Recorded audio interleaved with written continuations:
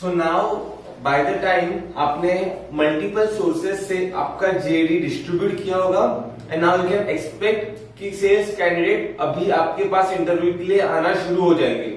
But before that you need to have one more clarity which is called as role clarity. कोई भी sales interview लेने से पहले या फिर कोई भी इंटरव्यू लेने से पहले आपको रोल क्लैरिटी होना बहुत ज्यादा जरूरी है. और अगेन ये वीडियो के नीचे मैंने और एक टेम्पलेट शेयर किया है. ये टेम्पलेट आपको हेल्प करेगा to build the role clarity in this particular role. तो ये टेम्पलेट 4 पार्ट्स में डिवाइड है. ये बहुत सिंपल होगा और ये आपको क्लैरिटी देगा कि आपको जो कैंडिडेट चाहिए वो इसके लिए राइट फिट है या नहीं.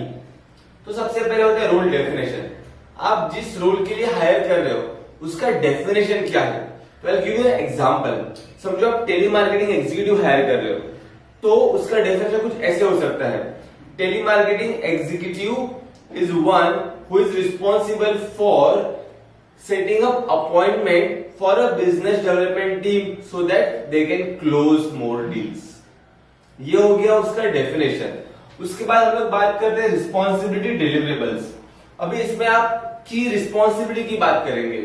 मतलब you need to be very clear कि क्या रिस्पॉन्सिबिलिटी है कि ये जो कैंडिडेट आने के बाद करने वाला है.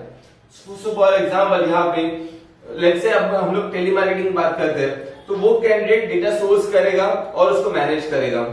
वो फिर उस पे ऊपर कॉलिंग करेगा और अपॉइंटमेंट शेड्यूल करेगा और वो कॉलिंग करने के बाद उस अपॉइंटमेंट को सेल्स टीम के साथ कनेक्ट करवाएगा. तो ये 3 उसकी रिस्पॉन्सिबिलिटी होगी. नाउ यू नो कि ये 3 रिस्पॉन्सिबिलिटी के लिए आप कैंडिडेट हायर कर रहे हो.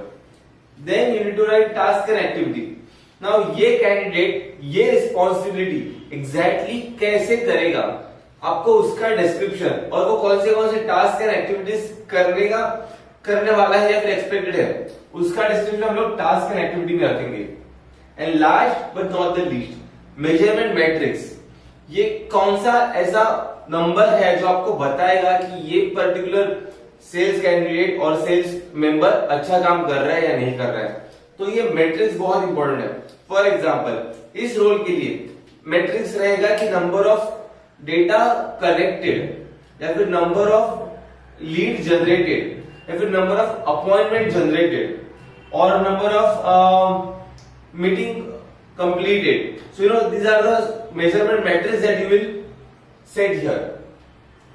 Again, I request you to download this template and fill this up and get your role clarity clear about this hiring.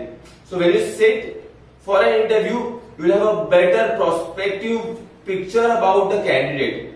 I hope this has helped you.